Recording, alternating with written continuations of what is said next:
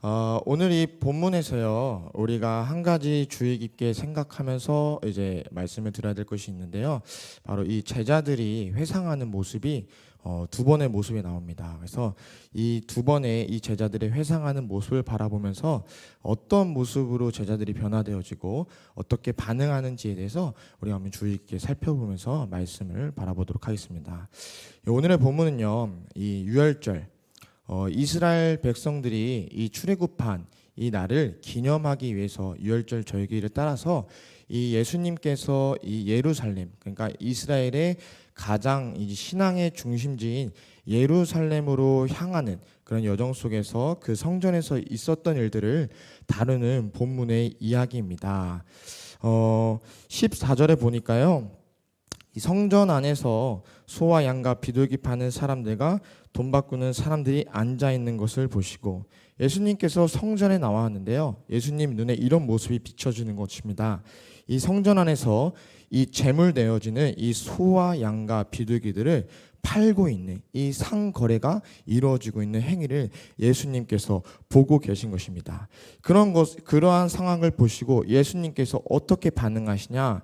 15절에 보니까요, 노끈으로 채찍을 만드사 양이나 소를 다 성전에서 내쫓으시고 돈 바꾸는 사람들의 돈을 쏟으시며 상을 엎으시고, 이 상을 엎는다라는 표현은요, 우리가 한국 문화에서 사회에서 생각했을 때 이제 저도 어릴 적에 저희 아버지가 상을 엎었던 기억이 납니다. 그래서 굉장히 초등학교 때 어릴 적이었는데 빌라에서 살았던데 하여튼 기억은 안 나요. 어떤 상황인지 기억은 안 나는데 이제 아버님께서 굉장히 화가 많이 나셔서 상을 엎었던 기억이 저도 나요. 그러니까 이 모습이 연상되어서 예수님께서 화가 이빠이 났다는 거죠. 엄청 많이 나서 예수님께서 이 성전에 더럽혀진 모습을, 상거래가 장사꾼들이 나와서 하는 그런 이제 더러워진 모습을 보면서 굉장히 분노하신 모습이 나타났다는 것입니다.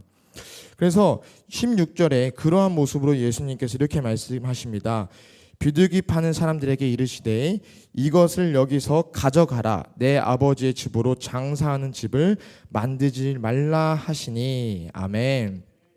예수님께서는요, 이 성전의 모습을 다시금 정화시키고 싶었던 것 같아요. 그래서 굉장히 그런 분노한 모습으로 나타났던 걸 모습을 볼 수 있는데요. 오늘 본문에는 없지만 이 스가랴, 구약성경 스가랴 14장 21절에 이러한 말씀이 있습니다. 제가 읽어드리겠습니다. 그날에 만군의 여호와의 전에 가나안이 다시는 있지 아니하리라. 아멘. 이 가나안이라는 단어의 뜻이 히브리어로 장사꾼이라는 뜻이 있습니다. 그러니까요, 이 말씀이 나타내는 뜻이 무엇이냐면은 여호와의 전에 다시는 장사꾼이 없을 거라는 것을, 굉장히 강력한 메시지를 나타내고 있다는 것입니다. 그렇기 때문에 예수님께서 그렇게 노발대발하면서 상을 엎으시면서 그 성전을 정화시켰다라는 것입니다. 또한 이 성전에 어떤 것이 들어왔냐면은 이 물질, 이 마몬주의가 들어왔습니다. 즉 이 돈 상거래하는 이 장사꾼의 모습이 들어왔다는 것이죠. 사랑하는 성도님들, 마태복음 6장 24절에 이러한 말씀이 있습니다. 너희가 하나님과 재물을 겸하여 섬기지 못하느니라. 아멘.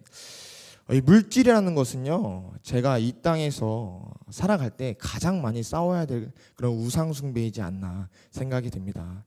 저도 제게 연약한 부분이 있습니다. 재정적으로 제가 이렇게 부유한 편이 아니기 때문에 제가 내일이면 이사를 갑니다. 이제 저도 목사님 옆으로 이단지에 이런 주민이 되어지는데 좀 기대가 많이 돼요. 그래서 이단지 오면은 새벽 예배도 더 열심히 나오고 또 목사님과 함께 여기서 또 할 수 있는 일이 많지 않나 생각하고 있는데, 이러한 이사를 준비하는 과정 속에서 제가 좀 많이 힘들었어요, 재정적으로. 그래서 프리랜서라는 직업 때문에 대출도 잘 안 나오고 그런 부분 속에서 또 이사하는 과정 속에서 굉장히 마음이 힘든 부분이 여러 가지로 있었어요.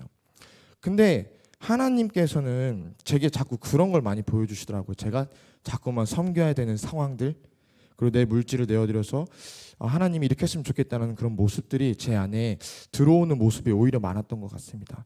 그러면서 정말 그 재정을 부족하지만 좀 섬기려고 많이 노력했던 것 같아요. 그 안에서 제가 깨닫고 느꼈던 것이 무엇이냐면요, 하나님은 때로는 우리에게 시험을 주시는데 이 시험을 이길 수 있는 능력을 주신다는 것입니다. 아멘이신가요? 그래서 말씀 가운데 어떠한 형편이든지 간에 우리가 예수 안에서 자족하기를 배웠노라라는 말씀이 있습니다. 그 말이 무엇이냐면요, 우리가 상황과 환경에 상관없이 우리가 그 예수님 한 분만으로 우리가 충만하다면요, 어떠한 상황 속에서도 우리가 말씀에 따라 능력을 가지고 살아갈 수 있다라는 것입니다. 아멘이신가요? 우리 그리스도인은요, 돈 앞에 굴복하는 것이 아니라 우리가 돈을 그 주님 안에서 다스리는 그런 위대한 백성들이 되어야 될 줄로 믿습니다. 그렇게 되어질 때 우리는 세상에 영향력을 나타낼 수 있다는 것입니다. 아멘. 돌아와서요, 이 거룩한 성전의 장사꾼이라는 그 개인의 이익과 물질과 그 우상들이 들어온 곳을 예수님께서 가만히 볼 수 없어서 이 성전을 깨끗하게 치우신 것입니다. 근데 이 성전을 정화시키는, 깨끗하게 하는 행위에 두 가지의 의미가 나타나는데요. 첫 번째는요, 우리 따라해 볼까요? 제사의식의 개선. 제사의식의 개선. 즉, 이 하나님께 나아가는 이 백성, 성도들의 태도를 하나님께서 보시기에 예수님이 그걸 알고 계시기 때문에 더 정결한 모습으로 개선시키려는 그 의미를 담고 있다는 것입니다. 제가 필리핀 선교 중에 이 수요 예배 집회가 있어요. 필리핀 선교를 가면 저희가 저녁마다 찬양 집회를 여는데 그 모습 속에서 의아했던 모습들이 있었어요. 어떤 모습이냐면은 이 필리핀 성도님들이 교회를 들어오는데 이 몸이 젖어 있고 이 머리카락이 젖어 있는 거예요. 그래가지고 왜 젖은 모습으로 예배당에 들어오냐 물어보니까 이 필리핀 성도들이 하는 얘기가 무엇이냐면은 하나님께 나아가기 전에 내 몸을 깨끗이 씻고 나왔다라는 것입니다. 제게는요, 이게 굉장히 이 필리핀의 이 예배 문화인데 제게는 굉장히 큰 깨달음이 있었어요. 그래서 저도 그런 모습을 보면서 나도 예배 가는데 나아가는 데 있어서 내 몸을 조금이나마 깨끗하게 나아가야겠구나라는 그런 은혜가 있었던 것 같습니다. 이거를 오늘날로 적용하면요, 우리가 이 교회를 사용하는 데 있어서요, 청소를 하고 깨끗하게 유지하는 것이 곧 하나님을 향한 우리 교회의 모습과 태도가 바로 직결되어진다는 것입니다. 아멘. 제가 20살 청년 때부터 넘치는 교회를 다니면서 항상 정말 봤던 모습들이 무엇이냐면요, 금요일 저녁만 되면 권사님들이 일찍 오셔가지고 2층을 청소하세요. 그리고 토요일 아침만 되면 장로님들이 나오셔서 교회를 청소하시고, 또 이 평일에도 주말에도 성도님들이, 집사님들이 나오셔서 이 예배당을 청소하시는 모습. 그래서 목사님께서 정기적으로 수시로 이 교회를 둘러보면서 청소하시는 모습을 보면서 제게는 그런 배움이 있었어요. 보고 자랐기 때문에 우리 교회를 청소해야 되는구나라는 그런 모습이 제게는 배움이 있었던 것 같습니다. 제가 학생부에 이 본문을 가지고 설교하면서도 아이들한테도 말했어요. 얘들아, 우리가 아직 어려서 청소를 하진 않지만 우리가 때가 되면은 우리도 우리 믿음의 선배님들의 모습을 닮아가면서 이 교회를 청소하는 것이 바로 사명이고, 그리고 우리가 하나님께 나아가는 바로 태도이다. 그렇기 때문에 우리가 이러한 모습을 바라볼 때 우리가 주의 깊게 바라봐야 되고 우리가 그것을 본받아야 된다는 것을 우리가 나누고 나왔습니다. 사랑하는 성도님들, 우리 넘치는 교회는요, 이 성전을 깨끗하게 하는 그런 신앙의 모습을 가진 줄로 믿습니다. 아멘. 두 번째 의미가 있는데요. 두 번째 의미는 이따가 나누도록 하고요. 17절에 보니까요, 제자들이 성경 말씀에 주의 전을 사모하는 열심히 나를 삼키리라 한 것을 기억하더라 라고 나옵니다. 이 말씀이 무엇이냐면요, 예수님께서 상을 뒤엎으시면서 노발대발 하시면서 하는 그런 열심을 제자들이 본 거예요. 예수님께서 이 성전을 정화시키는 데 있어서 그냥 나아간 게 아니라 정말 열성과 열심을 다하는 그런 모습을 이 제자들이 봤다는 것이에요. 이 제자들이 그걸 보고 말씀을 떠올렸는데, 성경 말씀에 주의 전을 사모하는 열심히 나를 삼키리라 한 것을 기억하더라라는 이 말씀을 떠올렸다는 것입니다. 이해되십니까? 그래서 이 말씀이 성경에 어떤 말씀이냐면은 시편 69편 9절 말씀입니다. 우리 함께 큰 목소리로 말씀을 읽어보도록 하겠습니다. 시작. 주의 집을 위하는 열성이 나를 삼키고 주를 비방하는 비방이 내게 미쳤나이다. 아멘. 즉 주의 집을 위하여 열성, 이 예수님의 열성이 결국 예수님 자기 나를 삼켰다는 뜻입니다. 이 말이 무엇이냐면요, 더 나아가서 예수님이 이 성전 정화 사건을 통해서 이 유대인들과 분쟁이 생깁니다. 이 분쟁 속에서 유대인들은요 예수님을 결국 인정하지 않아요. 그리고 앞서 이따가 보겠지만 예수님께 너가 무슨 사람이기에, 너가 어떠한 권위와 능력을 가졌길래 이러한 일들을 벌이느냐 하면서 너가 나에게 그렇다면 표적을 보이려라 하면서 예수님께 반문을 하고 따지면서 나아갑니다. 결국에는 예수님께서 나중에 이 유대인들의 그런 계략과 모함을 통하여서 십자가에 달려서 죽으시지 않습니까?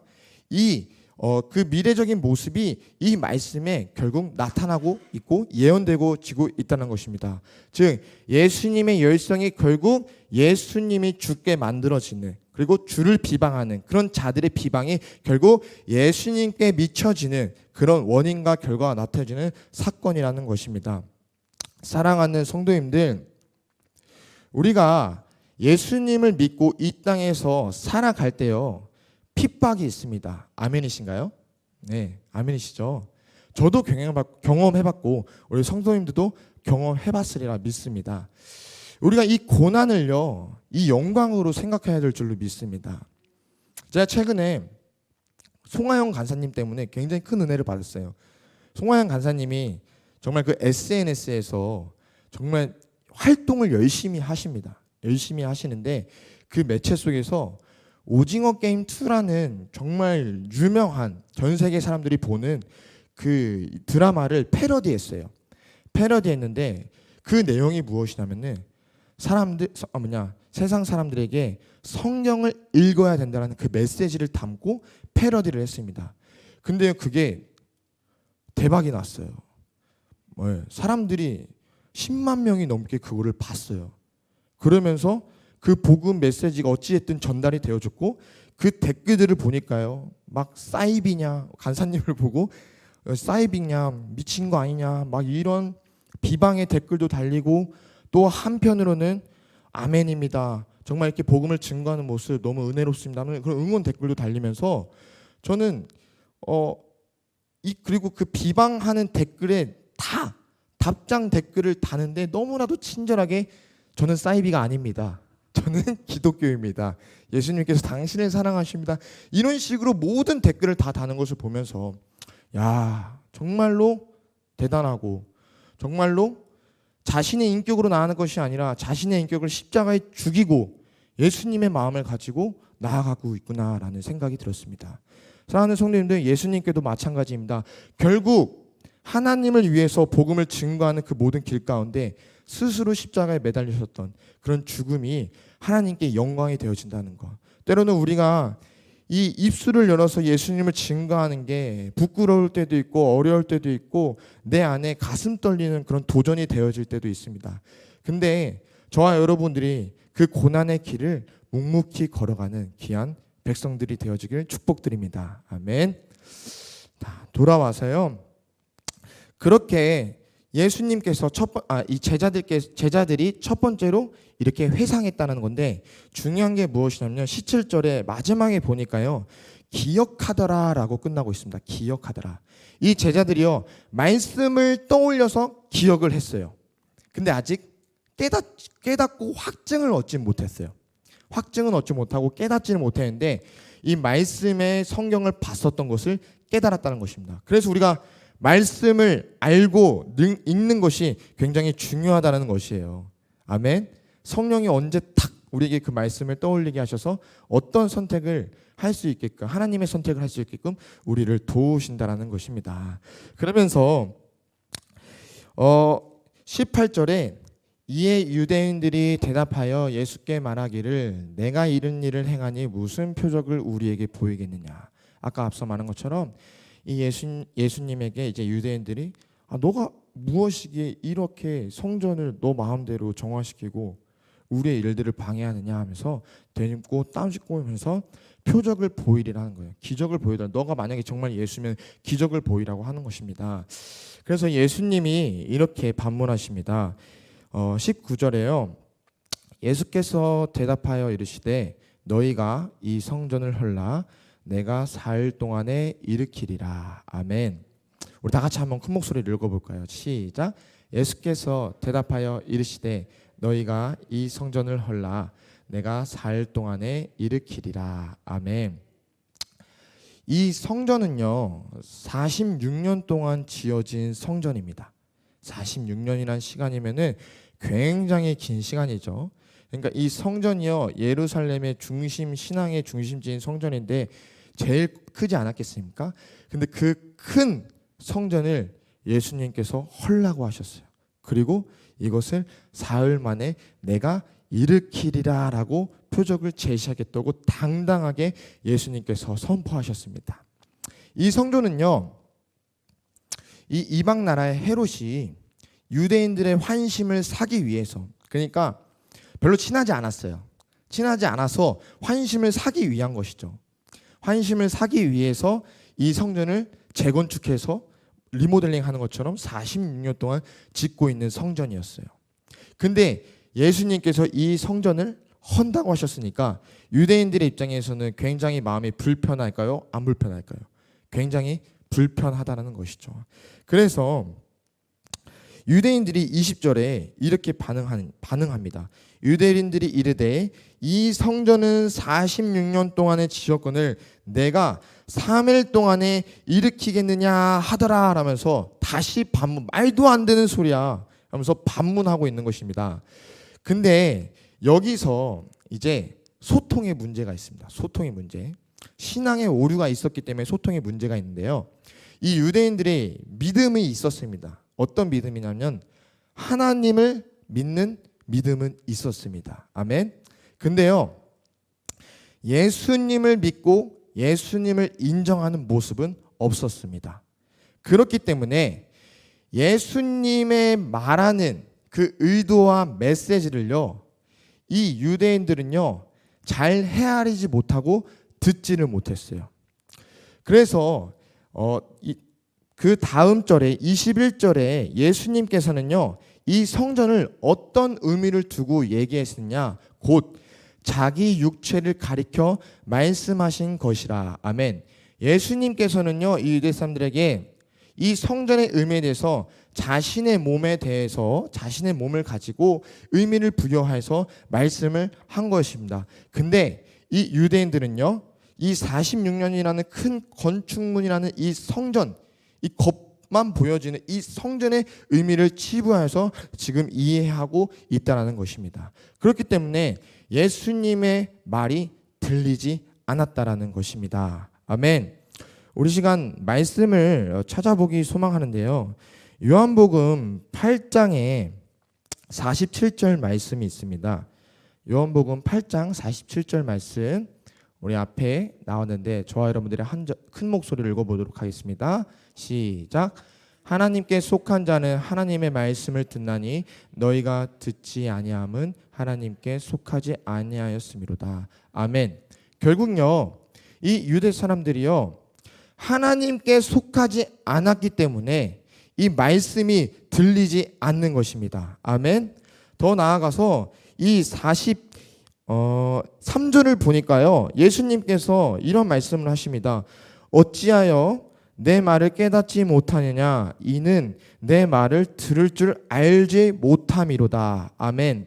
여러분들 아무리 예수님께서 이 유대인들과 이 썰전, 이 대화를 통해서 아무리 진리를 선포하고 얘기한다 한들 이 유대인들의 귀에는 들리지만 마음 가운데 선포가 되어지지 않습니다. 그것이 왜 그러냐면은 하나님께 속한 자가 아니기 때문에 그런 것입니다. 아멘. 여러분들 그렇기 때문에요 우리가 그 하나님의 말씀을 듣고 나아가려고 할 때는 우리는 예수님을 통하여 말씀을 들어야 될 줄로 믿습니다. 이 두 가지 성전의 의미, 아까 얘기하지 않았던 두 번째 성전의 의미가 무엇이냐면요 결국요 이 성전의 의미가 바로 개혁이 내포되어지고 있는 것입니다. 우리 따라할까요? 개혁. 원래는 이 구약 시대의 예배 가운데 제사 가운데 나아갈 때는요, 이 제사장과 이 제물과 제단을 통하여서 번뇌를 드리면서 우리가 하나님께로만 나아갈 수 있었습니다. 근데 굉장히 번거롭잖아요. 그리고 또 재정도 많이 들어가고. 근데 하나님께서 이 구도를 개혁시키기 위해서 예수님을 이 땅에 보내셨습니다. 아멘. 그래서 이 예수 그리스도를 대신 이 대속 제물로 삼으셔서 십자가에 결국 매달으시고 4일 만에 부활하신 그 사건을 일으키셨다라는 것입니다. 아멘. 그 뜻이 내포되어지고 있는, 그 사건이 내포되어지는 것이 바로 이 성전 정화 사건과 일맥상통하다라는 것입니다. 그렇기 때문에 예수께서 너희가 이 성전을 헐라 4일 동안에 내가 일으키리라고 말씀하신 궁극적인 의미와 메시지가 무엇이냐? 예수님께서 이 땅에 내려오셔서 그 죄사함을 받는 이 어려운 구도를 개혁시켜서 오직 죽으시고 부활하신 예수 그리스도의 이름 하나만으로 믿음으로 고백할 때 하나님께 나아갈 수 있는 그런 은혜의 시대를 주님께서 길을 열어주셨다는 것입니다. 아멘. 이것이 바로 이 성전을 헐고 일으키신 그 사건의 중심 메시지, 바로 성전 정화 사건의 두 번째 이 개혁의 메시지를 담고 있다는 것입니다. 아멘. 하나님의 사랑이 느껴지지 않나요? 아멘.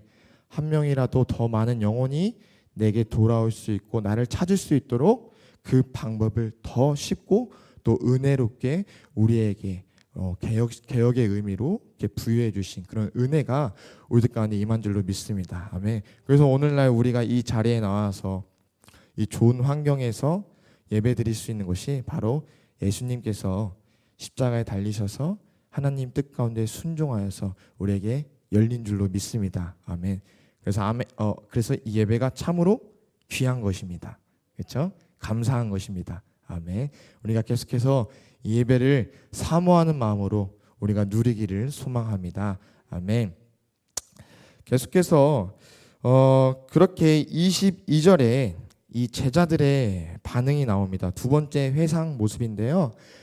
죽은 자 가운데서 살아나신 후에야 제자들이 이 말씀하신 것을 기억하고 성경과 예수께서 하신 말씀을 이제는 기억하는 게 아니라 어떻게 한다고요? 믿었더라. 아멘. 제자들의 제가 앞서서 모습을 얘기했었잖아요. 첫 번째는요, 말씀을 떠올렸어요. 그리고 말씀을 기억했어요. 성경에 쓰여졌던 시편 69편 9절 말씀을 떠올렸어요.